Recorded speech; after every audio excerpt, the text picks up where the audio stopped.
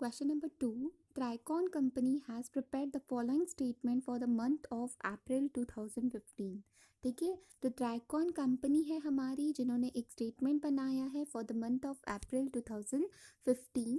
पहले हम required portion पढ़ लेते हैं. उन्होंने कहा है prepare a flexible budget for a month. आपको फ्लेक्सिबल बजट बनाना है. एंड दूसरा क्वेश्चन उन्होंने पूछा है determine the material usage variance. पहले तो आपको मटेरियल यूसेज वेरिएंस, यूसेज का मतलब क्या होता है, क्वांटिटी. ठीक है, तो मटेरियल यूसेज वेरिएंस निकालना है. And the direct labour rate variance. Labour rate, rate का मतलब क्या होता है, प्राइस. प्राइस नहीं बोल सकते, लेबर्स के लिए हम रेट वर्ड यूज करते हैं. ठीक है, तो डायरेक्ट लेबर रेट वेरिएंस आपको निकालना है for the actual versus flexible budget. ठीक है, for the actual versus flexible budget. Flexible budget का और एक्चुअल डेटा का यूज़ कर कर आपको ये दोनों वेरिएंसेस निकालने हैं, या वेराइंसेस, आप जो भी प्रोनाउंस करते होंगे, वेराइंस बोलो, वेरिएंस बोलो. ठीक है, तो अब हम आते हैं क्वेश्चन रीड करते हैं. तो क्वेश्चन में आपको पर्टिकुलर्स, बजटेड डिटेल्स दी गई हैं, स्टैटिक बजट और एक्चुअल दिए गए हैं. ओके, नाउ सबसे पहले तो आपके मन में क्वेश्चन ये राइज होता है, फ्लेक्सिबल बजट. देखो, फिक्स्ड बजट का मीनिंग मैं बहुत बार बता चुकी हूँ. फिक्स्ड बजट मतलब स्टैटिक बजट, वो एक ही लेवल ऑफ एक्टिविटी पर फिक्स्ड होता है. ठीक है, और फ्लेक्सिबल बजट और फिक्स बजट में कुछ डिफरेंस नहीं होता. फिक्स बजट का मतलब क्या है, सिर्फ एक स्टैंडर्ड एक्टिविटी होती है, उस पर आपका बजट फिक्स्ड, यानी कि पत्थर की लकीर, एक ही इस पे एक्टिविटी लेवल ऑफ पे वो फिक्स्ड रहता है. लेकिन फ्लेक्सिबल का मतलब क्या है, उन्होंने different different level of activities पर हमें बजट कैलकुलेट करके देते हैं. इन शॉर्ट, आपको ये जो फिक्स बजट दिया गया है, इसकी आपको दो कैटेगरीज में आप बाइफरकेट करते हो इन कॉस्ट को सारी. एक तो वेरिएबल कॉस्ट पर यूनिट और दूसरा है fixed cost, total fixed cost. ठीक है, because variable cost per unit irrespective of level of activity वो सेम रहती है, और टोटल फिक्स्ड कॉस्ट हमेशा कांस्टेंट होती है. ठीक है, तो अगर ये दोनों चीज़ें हमें मिल गई, वेरिएबल कॉस्ट पर यूनिट, तो सिंपली हम क्या करेंगे, हम अपनी एक्टिविटी लेवल चेंज करते जाएं, तो हम पर यूनिट को उससे क्या करते जाते हैं, मल्टीप्लाई करते जाते हैं, और हमारा बजट बनता जाता है. और टोटल कॉस्ट तो वो एज इट इज़ सेम रहती है, fixed cost, sorry, total fixed cost जो होती है वो तो सेम रहती है, तो उन्हें भी सेम लिखते जाएंगे, तो मुझे मेरा नया बजटेड न्यू वैल्यूज़ मिल जाती है, जिसे हम फ्लेक्सिबल बजट कहते हैं. नाउ आपको यहाँ पर पता होना चाहिए कि मुझे फ्लेक्सिबल बजट बनाना है, तो इस क्वेश्चन में कौन सी लेवल ऑफ एक्टिविटी के लिए मुझे बजट बनाना है. ठीक है, तो देखो इसमें ना तीन कॉन्सेप्ट्स होते हैं. सबसे पहले तो देखो यहाँ per unit produce and sold कितना बोला है, स्टैटिक बजट के लिए 4000, और ये है हमारे एक्चुअल है 32,000. यहाँ पर बताए हैं हमें direct material, direct labour, variable overhead, fixed overhead, total cost and sales price बताई है आपको, और प्रॉफिट बताया है. सेल्स प्राइस में से टोटल कॉस्ट लेस करेंगे तो आपको प्रॉफिट मिल जाएगा. ओके, तो अब देखो, अब आपको करना क्या है, एक होता है बजट फिगर्स, दूसरी होती है एक्चुअल फिगर्स. बजटेड फिगर्स क्या होती है, ये जो बजट वर्ड यूज़ कर रहे हैं ना, इसका मतलब क्या होता है, एस्टिमेशन. ठीक है, आप एस्टिमेट करते हो कि हम इतनी क्वांटिटी सेल करेंगे, इतनी प्राइस पर करेंगे, या इतनी क्वांटिटी हम परचेस करेंगे, इतने प्राइस पर हम परचेस करेंगे, इतना मटेरियल, इतना प्राइस, इतना कॉस्ट, जो भी आप बोल सकते हो. ठीक है, तो बजटेड मीन्स आपकी क्वांटिटी, आपकी प्राइस दोनों भी क्या रहती हैं, एस्टिमेटेड वैल्यूज़ होती है. और एक्चुअल का मतलब तो आप एक्चुअल का मीनिंग समझ ही रहे हो, एक्चुअल क्वांटिटी आप कितनी सेल कर रहे हो, और आप एक्चुअल प्राइस कितना चार्ज कर रहे हो. या फिर ये मैंने सेल्स के बारे में बात की, या सपोज आप डायरेक्ट मटेरियल परचेस कर रहे हो, तो उसके लिए आप क्या लिखोगे, एक्चुअल डायरेक्ट मटेरियल मैंने कितना परचेस किया, क्वांटिटी में मैं पूछ रही हूँ, और एक्चुअल प्राइस मैंने कितना पे किया. तो बजटेड में दोनों भी चीज़ें एस्टिमेटेड होती है, और एक्चुअल में दोनों भी चीज़ें क्या होती है, एक्चुअल होती है. नाउ मान लेते हैं यहाँ पर मेरे पास जो बजटेड है, स्टैटिक बजट जो है, वो मुझे कौन सी लेवल ऑफ एक्टिविटी पर दिया गया है, 4000 पर, ठीक है। अगर मैं 4000 यूनिट सोल्ड प्रोड्यूस करके सोल्ड करती हूँ तो मुझे इतना खर्चा आएगा, labour cost, variable cost, fixed cost, ठीक है। लेकिन मैंने एक्चुअल में सेल कितना किया है, एक्चुअल में मैंने प्रोड्यूस किया सिर्फ 3200 और मैंने सेल भी कितना किया है, 3200। Produce and sell word use किया है ना। आप एक बात याद रखना कि आप इन दोनों फिगर्स का वैरिएंस के लिए कभी भी कंपैरिजन नहीं कर सकते हो। ये आपको यहाँ पर बोला हुआ है ना कि आपको क्या करना है, वैरिएंस निकालना है। तो ये जो determine the material usage variance and direct labour rate variance जो बोला है for the actual versus flexible budget, तो ये आप एक्चुअल और ये स्टैटिक बजट की हम फिगर्स नहीं ले सकते। उसके लिए आपको क्या करना पड़ेगा, देखो जब हम कंपैरिजन करते हैं, जब हम वैरिएंस निकाल रहे हैं, तब हमें जो कंपैरिजन की जाती है वो सेम लेवल पर की जाती है। आपके पास जो बजट है वो 4000 क्वांटिटी का है, आप 32,000 क्वांटिटी वाले के साथ उसका मैचअप नहीं कर सकते हो। तो तीसरा कंसेप्ट जो अराइज होता है, एक होता है बजटेड, एक होता है एक्चुअल, तीसरा होता है स्टैंडर्ड। तो इसमें आप क्या करते हो, actual quantity eight budgeted price, ठीक है। Actual quantity eight budgeted price, it means जो फ्लेक्सिबल बजट बनता है वो इस चीज़ पर बनता है, उसमें ना ही दोनों चीज़ें एस्टिमेटेड होती है ना ही एक्चुअल होती है। वो कैसे होती है, क्वांटिटी तो हम एक्चुअल लेते हैं लेकिन जो भी प्राइजेस होते हैं वो बजटेड वाली लेंगे। तो समझ आ गया आपको। अब जो फ्लेक्सिबल बजट जो बनाना है, जो बजटेड होती है, वो क्वांटिटी तो आप एक्चुअल लोगे लेकिन जो आपके प्राइजेस है, यहाँ पर आपको प्राइजेस पर यूनिट दिए गए हैं और यूसेज, मटेरियल यूसेज या आवर्स आपने कितने यूज़ किए हैं वो सारे बजटेड आपको दिए गए हैं, तो वो आप यहाँ से लेंगे। समझे आप। तो इसको कहते हैं, आपने स्टैंडर्ड कॉस्टिंग में भी पढ़ा होगा word, standard quantity for the actual output. Okay, तो standard quantity for the actual output, इसे ही हम कहते हैं स्टैंडर्ड। यहाँ पर देखो एक्चुअल क्वांटिटी आप ले रहे हो और प्राइस आप क्या ले रहे हो, बजटेड ले रहे हो। तो सिंपली हमने क्या करना है, हमें जो फ्लेक्सिबल बजट बनाना है वो कौन सी लेवल ऑफ एक्टिविटी पर बनाना है, 3200, लेकिन प्राइजेस कौन सी लेंगे हम, बजटेड प्राइजेस लेंगे। ओके, तो अब इन कॉस्ट में हमें बाइफरकेट करना पड़ता है, कौन सी कॉस्ट फिक्स्ड है कौन सी वेरिएबल। तो ये तो तीन साफ तरीके से दिख ही रही हैं कि ये हमारी वेरिएबल कॉस्ट है, ये इसका तो वेरिएबल कॉस्ट नाम नहीं लिखा हुआ है। और डायरेक्ट मटेरियल, डायरेक्ट लेबर, ये भी हमारी क्या होती है, वेरिएबल कॉस्ट। और आपने यहाँ पर देख भी लिया होगा, और अगर आपको कर कर देखना होगा, 1,80,000 डिवाइडेड बाय 40,000 करोगे तो आपको सेम फिगर आएगी। इन दोनों को डिवीजन करोगे तो कॉस्ट पर यूनिट सेम आएगा, ठीक है। उसके बाद यहाँ पर भी नाम में ही लिखा है ये फिक्स्ड ओवरहेड, फिक्स्ड ओवरहेड है, ठीक है। फिक्स्ड ओवरहेड आपको स्टैंडर्ड इतना लगा, बजट एक्चुअल में 84,000 लगा, ठीक है। तो अब आते हैं हमारे फ्लेक्सिबल बजट पर, फर्स्ट आंसर पर। तो फ्लेक्सिबल बजट देखो क्वांटिटी क्या लिखी हुई है, 3200 एक्टिविटी लेवल पर।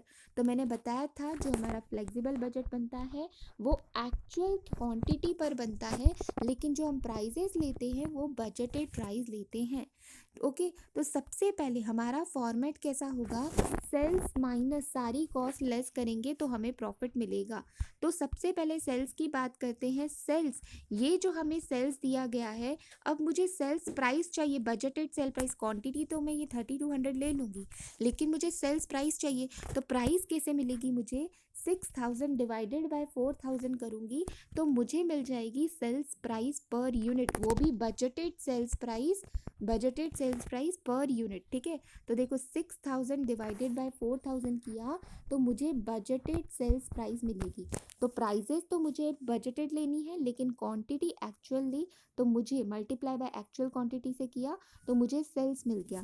उसके बाद आप लेस कर रहे हो वेरिएबल कॉस्ट, तो variable cost 3200 level of activity है आपकी, मल्टीप्लाई बाय आप करोगे, मल्टीप्लाई करोगे 3 से, ठीक है। बिकॉज कॉस्ट पर एक यूनिट के लिए आप कितने केजीज यूज़ कर रहे हो, 3 केजीज। तो 3200 इंटू 3 इंटू 15, रेट कितना है पर केजी, ₹15। तो यहाँ पर जो आपको वेरिएबल कॉस्ट दी गई है, तो वेरिएबल कॉस्ट देखो 3200 units into 3 kg per unit into 15, ठीक है, 3200 इंटू 3 kg इंटू 15 किया, ठीक है, तो आपको मिल जाएगी एक्चुअल क्वांटिटी, लेकिन प्राइजेस कौन सी ली हमने, बजटेड फिगर्स ली है, ठीक है। ये एक्चुअल फिगर्स नहीं लेना है, ये वाली फिगर्स लेंगे हम। उसके बाद उसी तरीके से लेबर कॉस्ट भी हम करेंगे, क्या करेंगे, क्वांटिटी है हमारी 3200 इंटू करेंगे 1 आवर पर यूनिट बोला है, तो 3200 यूनिट्स के लिए 3200 आवर्स लगेंगे, multiply by price per hour लिखेंगे, यानी कि रेट पर आवर 36, तो 3200 into 1 into 36, 3200 into 1 our into 36 किया। उसके बाद वेरिएबल ओवरहेड भी इसी तरीके से करेंगे। आपको कितने आवर्स पर यूनिट, कितने आवर्स लग रहे हैं, 1 आवर, तो 3200 के लिए कितने आवर्स लगेंगे, 32 आवर्स लगेंगे, और मल्टीप्लाई बाय रेट से करेंगे, रेट है आपका ₹32, तो 3200 into 1 into 22, okay, 3200 into 1 into 22 किया तो आपको ये मिल गया। तो आपको मिल गया contribution, sales minus variable cost किया तो कंट्रीब्यूशन मिल गया। अब रहा फिक्स्ड ओवरहेड। फिक्स्ड ओवरहेड अगर आपको याद हो तो fixed overhead variable cost per unit हमेशा सेम रहती है, और फिक्स्ड टोटल फिक्स्ड कॉस्ट आपकी हमेशा सेम रहेगी इररिस्पेक्ट ऑफ एक्टिविटी लेवल। तो आपकी जो स्टैंडर्ड बजट में आपने जो फिक्स्ड कॉस्ट ली होगी वही आपको लेनी है, एक्चुअल वाली फिगर नहीं लेंगे।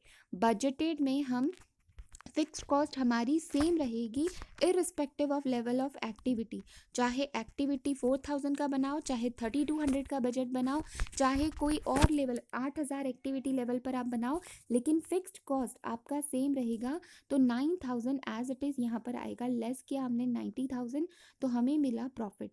तो हमारा फर्स्ट आंसर यहाँ पर बन गया, फ्लैक्सिबल बजट हमारा बन गया। अब दूसरा आता है, दूसरे में भी 2 क्वेश्चन है। सबसे पहले पूछा है मटेरियल यूसेज वेरिएंस, तो इसका आपको फॉर्मूला आना चाहिए। यूसेज का मतलब होता है क्वांटिटी, तो डायरेक्ट मटेरियल जो है, तो ये मटेरियल के लिए ना आपको क्या करना है, आपको क्या करना है, दोनों मटेरियल, एक तो स्टैंडर्ड मटेरियल जो standard quantity for actual output लेंगे, माइनस करेंगे एक्चुअल क्वांटिटी, ठीक है, और इससे मल्टीप्लाई किससे करेंगे, वो मेन बात होती है देखने की। सबसे पहले तो इनर वाला पोर्शन आपको कैलकुलेट करना चाहिए, आते चाहिए। तो standard quantity for actual output मतलब क्या, हम निकाल रहे हैं मटेरियल वेरिएंस, ठीक है।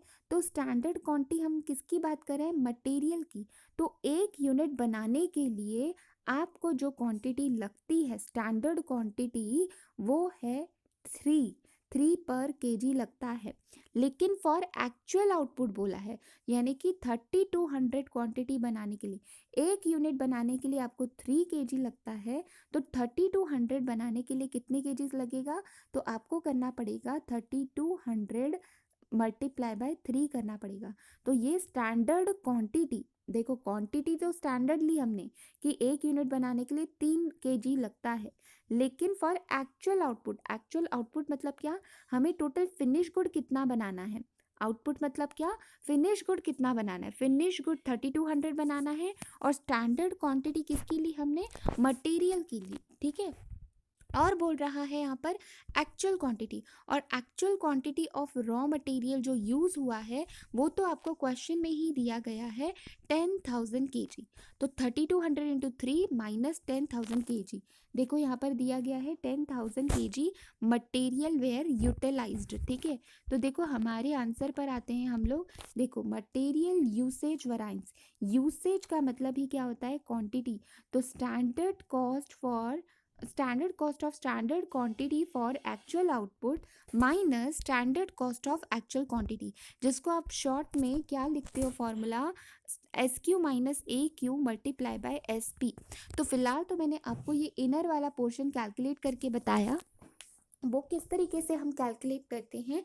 हमने लिया 3200 यूनिट्स, सबसे पहले तो आपने स्टैंडर्ड क्वांटिटी ली, किसकी ली स्टैंडर्ड क्वांटिटी, रॉ मटेरियल की, ठीक है, फॉर एक्चुअल आउटपुट, और हमारा एक्चुअल आउटपुट यानी कि फिनिश गुड कितना बनाना था 3200, तो standard quantity for actual output हमारा आया 3200 इंटू 3।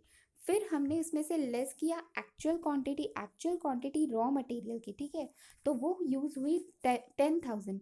तो ये लेस किया हमने, तो हमें क्वांटिटी में जो डिफरेंस आया, वेरिएंस का मतलब क्या होता है, डिफरेंस। तो सबसे पहले तो हमने बोला क्वांटिटी, दूसरा हमने बोला वेरिएंस यानी कि डिफरेंस, दोनों को हमने लेस किया। अब बात उठती है कि ये तो हमने क्वांटिटी में फाइंड किया, लेकिन हमें तो इसमें किसमें वैल्यू में फाइंड आउट करके बताना पड़ेगा, ठीक है। वैल्यू में आपको क्वांटिटी वाइज नहीं, आपको वैल्यू वाइज बताना है। तो देखो ये जो भी डिफरेंस आया है, क्वांटिटी के अंदर जो भी डिफरेंस आया है, तो ये क्वांटिटी जो यूसेज की बात कर रहे हैं ना, तो यूसेज तो आप डिपार्टमेंट के अंदर ही करते हो, ठीक है, डिपार्टमेंट के अंदर ही करते हो। तो ये जिम्मेदारी डिपार्टमेंट यानी कि स्टैंडर्ड कॉस्ट पर लगाई जाएगी, ठीक है। ये क्वांटिटी ज़्यादा यूज़ किया है तो मल्टीप्लाई बाय हम स्टैंडर्ड प्राइस से करेंगे। याद रखना, यहाँ पर ही आप कंफ्यूज होते हो कि स्टैंडर्ड प्राइस ले या फिर एक्चुअल प्राइस ले, ओके। देखो जो यूसेज की रिस्पॉन्सिबिलिटी होती है वो प्रोडक्शन मैनेजर की होती है। जो प्रोडक्शन मैनेजर है, जो प्रोड्यूस कर रहा है गुड्स को, उससे पता होना चाहिए, उसने एस्टिमेट किया था कि मुझे इतने नंबर ऑफ यूनिट्स लगेंगे, लेकिन उसने बोला था 10,000 रुपये, सॉरी 10,000 यूनिट्स लगेंगे, लेकिन उसने लगाए कितने, सॉरी उसने एस्टिमेट कितना किया था, 3200 इंटू अगर आप 3 करोगे तो आपका आएगा आंसर 9600। तो उसका जो एस्टिमेशन था, उसने सोचा था कि 9600 यूनिट्स लगेंगे, लेकिन उसने यूज़ एक्चुअल में कितने किए, 10,000 यूनिट्स यूज़ किए हैं। तो इट मीन्स मटेरियल यूज़ किया है उसने, तो इट मीन्स उसने ज़्यादा मटेरियल यूज़ किया। तो ये गलती किसकी है, प्रोडक्शन मैनेजर, उसने बरोबर से एस्टिमेट नहीं किया था, ठीक है। लेकिन अब इसे हमें वैल्यू में कन्वर्ट करना है, तो वैल्यू में कन्वर्ट करने के लिए हम यहाँ पर एक्चुअल प्राइस से मल्टीप्लाई नहीं कर सकते, हमें स्टैंडर्ड प्राइस से मल्टीप्लाई करना पड़ेगा। बिकॉज मटेरियल यूसेज की जिम्मेदारी, रिस्पॉन्सिबिलिटी किसकी होती है, प्रोडक्शन मैनेजर बोलेगा मेरी तो सिर्फ क्वांटिटी से रिलेटेड रिस्पॉन्सिबिलिटी थी, मैंने जो क्वांटिटी बोली थी वो तो स्टैंडर्ड प्राइस के हिसाब से बोली थी, एक्चुअल प्राइस पे मैं क्यों पेनल्टी दूं। जो भी डिफरेंस आ रहा है वो स्टैंडर्ड प्राइस के हिसाब से मैं अपनी जो भी नुकसान हो रहा है स्टैंडर्ड प्राइस के हिसाब से आप कैलकुलेट करो, ठीक है। एक्चुअल प्राइस अगर ले ली तो एक्चुअल प्राइस तो हो सकता है कि एक्चुअल प्राइस की जिम्मेदारी परचेस मैनेजर की होती है कि मार्केट से वो एक्चुअल में कितना परचेस करके आया, कितने रेट में परचेस करके आया, ठीक है। तो ये फिलहाल आपने ये समझना है, यूसेज की रिस्पॉन्सिबिलिटी प्रोडक्शन मैनेजर की है। प्रोडक्शन मैनेजर बोलेगा ये जो भी डिफरेंस है, चलो ठीक है वो मेरी की गलती है, लेकिन प्राइस आप एक्चुअल नहीं लोगे, बिकॉज जो मैंने एस्टिमेट करके बताया था आपको वो स्टैंडर्ड प्राइस पे करके बताया था, ना कि एक्चुअल प्राइस पर, ठीक है। तो आप मल्टीप्लाई करते वक्त किससे करोगे, सेल्स स्टैंडर्ड प्राइस से मल्टीप्लाई करोगे। तो स्टैंडर्ड प्राइस, अब आप बोलोगे स्टैंडर्ड प्राइस आपको क्वेश्चन में दी गई है, standard price of raw material. तो स्टैंडर्ड प्राइस है हमारी ₹15 पर केजी। तो ₹15 पर केजी से मल्टीप्लाई किया तो मुझे क्या मिल गया, मुझे मिल गया आंसर। तो अब आपको डिसाइड करना है, मुझे आंसर जो मिला 6000। अब हमें डिसाइड करना है कि एडवर्स है या फेवरेबल है। तो ये भी आप अभी समझ ही गए होंगे, बिकॉज उन्होंने एस्टिमेट किया था कि कितनी क्वांटिटी यूज़ करेंगे, 9600, लेकिन एक्चुअल में उसने यूज़ कितनी की है, उसने यूज़ की है 10,000। तो उसने रॉ मटेरियल ज़्यादा यूज़ किया है, इसका मतलब उसने कुछ ना कुछ वेस्ट किया होगा मटेरियल। तो अब ये एडवर्स आएगा आंसर, ठीक है। इसका आंसर क्या आएगा, एडवर्स आएगा। आपको माइनस साइंस पे नहीं जाना है, आपको लॉजिकली सोचना है, क्वांटिटी में डिफरेंस आ रहा है, स्टैंडर्ड से एक्चुअल ज़्यादा है, एक्चुअल में उन्होंने ज़्यादा यूज़ किया, इसका मतलब रॉ मटेरियल वेस्ट किया होगा, तो आपका आंसर क्या आ जाएगा, एडवर्स आएगा। अगर आप ऐसे करने बैठे 9600 माइनस 10,000 करोगे, फिर तो आप बोलोगे माइनस में आंसर आ रहा है, इसका मतलब एडवर्स। ऐसे नहीं करना है, आपको लॉजिकली सोचना है, ठीक है। उसके बाद आता है लेबर रेट वैरायंस। तो देखो बीच में दिया गया है रेट, तो इसका मतलब हम रेट की रिस्पॉन्सिबिलिटी के बारे में सोच रहे हैं। तो लेबर रेट की रिस्पॉन्सिबिलिटी किसकी होती है? Labour rate. देखो दो चीजें होती है, एक तो होता है लेबर मैनेजर होता है, दूसरा होता है लेबर मैनेजर होता है, और दूसरा होता है एचआर मैनेजर। ठीक है, एचआर मैनेजर की रिस्पॉन्सिबिलिटी क्या होती है? एचआर मैनेजर की रिस्पॉन्सिबिलिटी होती है, सबसे पहले तो मैं लेबर मैनेजर की रिस्पॉन्सिबिलिटी बताती हूँ। लेबर मैनेजर की रिस्पॉन्सिबिलिटी होती है कि वो ये बताएगा कि एक यूनिट प्रोड्यूस करने में कितने आवर्स लगेंगे, कितने आवर्स लगेंगे। ठीक है, कितने आवर्स एक यूनिट प्रोड्यूस करने में लगेगा।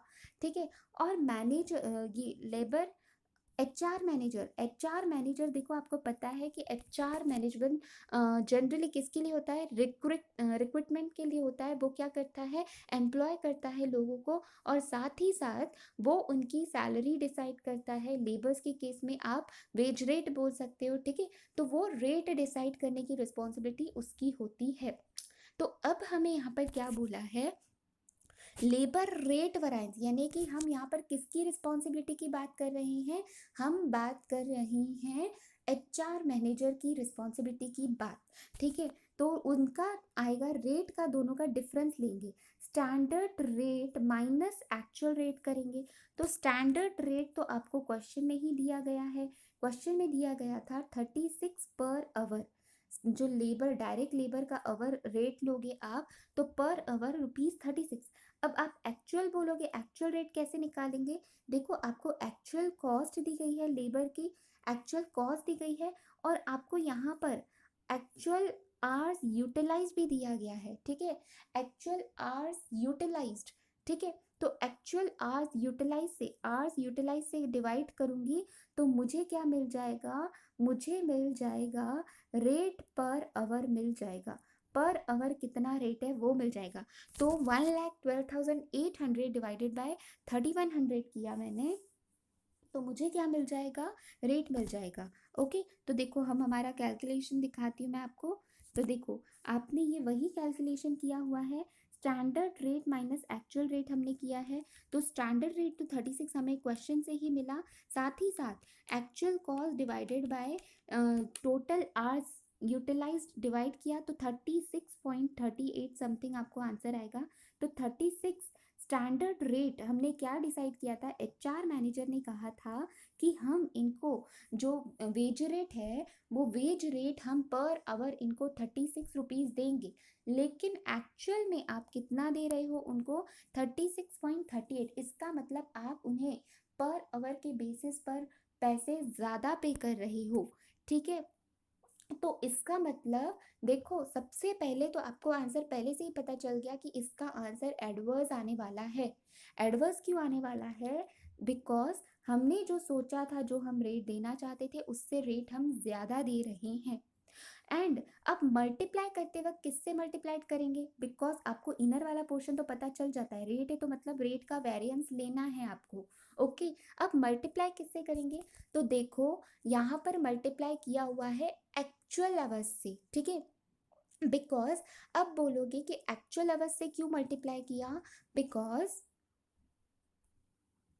तो इन्हें हम एक्चुअल आवर्स से मल्टीप्लाई करते हैं, तो एक्चुअल आवर्स से मल्टीप्लाई करने पर आपको क्या मिल गया? एडवर्स आंसर मिला।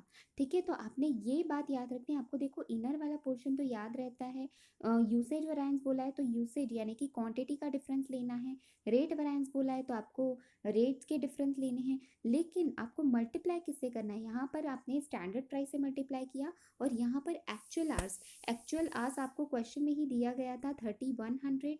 देखो यहाँ पर 3,100 लेबर आवर्स दिए गए थे, तो यहाँ पर हमारा आंसर क्या होता है? कंप्लीट होता है। आई होप आपको समझ आया होगा। Thank you so much.